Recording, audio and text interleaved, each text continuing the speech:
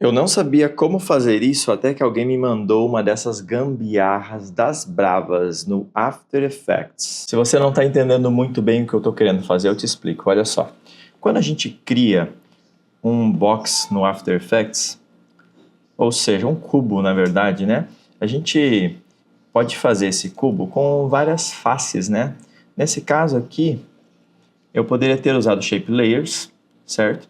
E em cada Shape Layer eu poderia ter colocado uma borda, ativada a camada 3D, e esse cubo ele ia ficar com uma característica que é a seguinte: não é de todo mal, mas em alguns casos a gente pode querer um efeito diferente.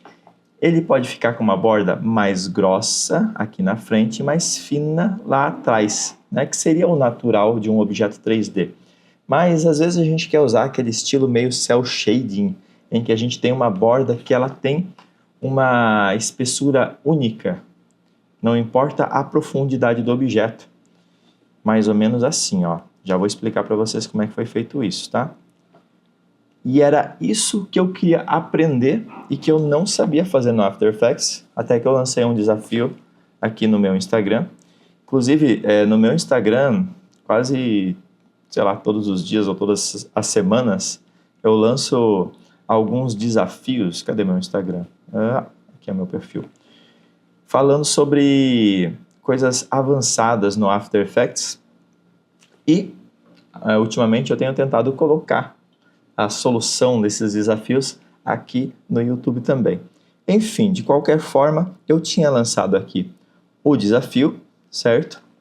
Que era esse desafio aqui, né? Eu tinha o Pericles, que é um amigão que a gente está sempre batendo papo, ele tinha esse desafio, ele estava tendo que fazer algumas linhas manualmente, porque ele não estava conseguindo fazer aquela estrutura com camadas em 3D no After de uma maneira que ele conseguisse manipular as linhas. Então, o que aconteceu? Eu lancei esse desafio no Instagram e daí, cara, Luiz, deixa eu achar o Luiz aqui, ó. Ele me mandou uma solução que é basicamente uma puta de uma gambiarra que é sensacional e que funciona muito bem e que eu não conhecia, que é o Luiz Felipe, tá? Então, o Luiz Felipe, ele não só mandou a solução, que era aqui, né? A forma como ele fez, como ele também me mandou o projeto desse arquivo aqui, ó, para eu experimentar, estudar, e foi aí que eu aprendi essa gambiarra, que é muito legal, que é o que eu vou ensinar agora. Então, basicamente assim, ó, numa estrutura como essa, que é um cubo, a gente só precisa de uma composição para ser a face, né? Porque daí a gente vai duplicar essa camada várias vezes. Então, o que a gente vai fazer?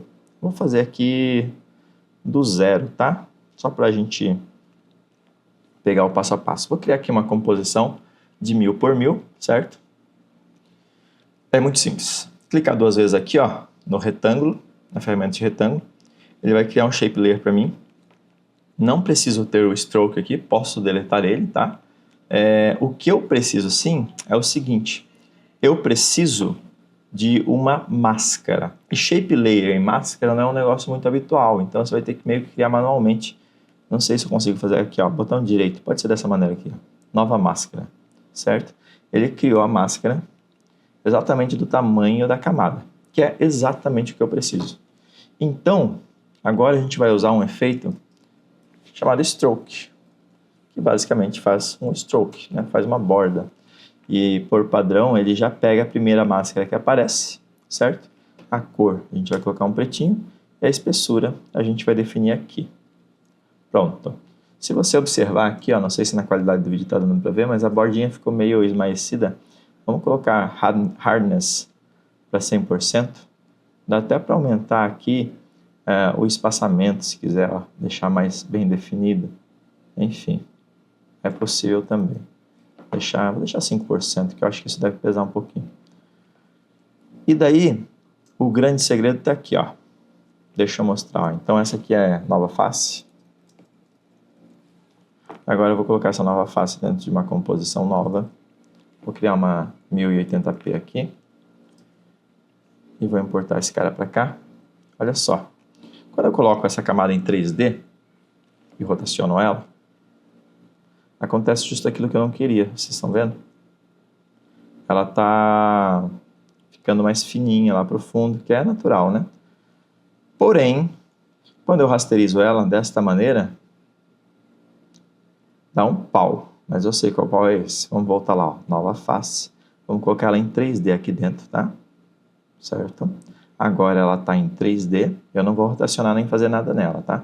E aqui na composição, eu vou colocar em 3D também. Ó, está em 3D também aqui dentro, certo? E agora, dá uma olhada no que acontece quando eu habilito a rasterização. Rasterização, ela basicamente muda um pouquinho a ordem dos cálculos no After Effects. Aqui ela primeiro está calculando a profundidade, a rotação da camada e depois está aplicando os efeitos. E daí o efeito é aplicado como se essa máscara que está aplicado dentro da composição fosse em uma camada 2D, entendeu? Ele lê como se fosse esse desenho aqui sem profundidade. Então, a camada fica com essa borda, não importa a rotação. A não ser que realmente suma, né? Se ficar aqui um 90 graus, muito severo, daí ele some, tá? Esse é o probleminha. Mas daí você pode evitar isso, mexendo nas curvas, enfim. Mas olha que legal. Daí quando você faz isso, né? A partir de agora, com isso, poxa, para eu criar um cubo aqui, deixa eu fazer um 100%, vou colocar uma câmera aqui. Eu não gosto de ficar escalonando a camada quando não tem necessidade, certo? Daí o que eu vou fazer aqui? Poxa, essa camada aqui é 1000 por 1000, né? Então eu vou arrastar ela... primeira coisa, eu vou colocar um nulo aqui, certo? E vou parentar ela no nulo. Por quê? Porque daí a posição dela, ó, que antes estava essa posição mais aleatória, quando eu parento aqui, ela foi para 0, certo? E por que isso é bom? Porque agora fica fácil eu colocar aqui, ó, 500, posição menos 500, certo? Daí aqui eu vou duplicar esse cara, vou desparentar ele e vou rotacionar o cubo. Esse cubo eu vou colocar em 3D também. Vou rotacionar ele em 90 graus aqui, certo? Por que não apareceu? Poxa, porque eu dupliquei aquela camada ali, ó. Ele moveu tudo, menos essa camada ali, certo? E essa camada aqui, que é a nova face, agora eu duplico ela de novo, faço aqui 500 de novo, e agora eu parento ela de novo aqui no meu nulo. Vou duplicar esses dois carinhas. Vou tirar o parte deles. Agora eu vou mover 90 graus no Y, certo? E agora eu vou parentar de novo. Não sei se você entendeu, mas eu fui girando o nulo. Primeiro eu posicionei, né, no limite, 500 pixels para trás, 500 pixels para frente, que daí deu o tamanho de 1000 pixels, que é o tamanho da face. Daí eu fui rotacionando o nulo, desparentando, parentando para ir fazendo um cubo a partir disso. E com isso, aqui vamos ver se está funcionando, se é um cubo mesmo. Eu tenho um cubo montado bonitinho no After. E perfeitinho, né?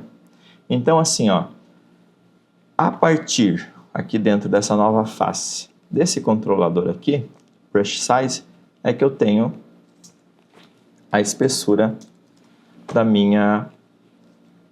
do meu stroke, da minha borda, certo? Se eu quiser eu posso vir aqui, criar aqui um slider control, vou colocar 20 aqui. E vou ativar o cadeado e vou vir aqui na nova face. Vou adicionar aqui no efeito stroke usando o chicotinho no brush size. Eu vou pegar esse carinha aqui, ó, que é o meu slider control, certo? Então agora a partir dessa composição eu consigo controlar a espessura que eu tenho na minha borda, certo? Só lembrando que tudo isso aqui é animável, né? Se você quiser fazer se formando, enfim, é possível. O único problema é que às vezes ele se atravessa um pouco, tá vendo? Isso aqui é difícil de contornar porque meio que ele tá fazendo o que de fato aconteceria, né? Eles se atravessam. Mas é muito interessante, né? O efeito final, então, nesse caso aqui, eu peguei vários cubos, como esse daqui, na verdade só dupliquei ele várias vezes, né? E fui posicionando aqui na montagem, então, e quando eu trago uma composição como essa, né, que são várias faces de um mesmo cubo, para dentro de uma montagem como essa, eu preciso rasterizar novamente, certo? que daí eu fui criando a animação do jeito que eu queria. Apenas um detalhe que é importante, tá? Quando você tem uma camada rasterizada dessa forma, você não pode colocar um efeito aqui, qualquer que seja, tá? Por que que você não pode? Porque quando você coloca um efeito, você tira a ordem de renderização das camadas. Deixa eu só colar aqui em todos eles. E daí o After já não se entende mais. Você viu? Eu só colei um efeito qualquer, que é o Slider Control, que nem age sobre os pixels da imagem, né? Não é um plugin nem nada disso. Ele já desordenou completamente a ordem, como as camadas estão dispostas. Agora o que está mais acima vai ficar sempre mais acima. Não importa se ele estiver mais profundo no Z.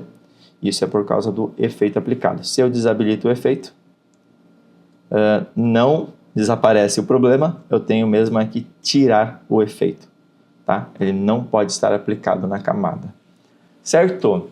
Essas são coisas bem avançadas que eu demorei um tempão para descobrir no After Effects e eu espero que você tenha gostado, porque com esse tipo de ferramenta, quando chegar um problema diferenciado para você, você vai saber como resolver. Se você gostou dessa dica e quer mais dicas avançadas no After Effects, te convido a me seguir aqui, porque eu vou estar sempre postando esse tipo de coisa. Beleza? Valeu, muito obrigado por ter assistido até aqui e até o próximo vídeo.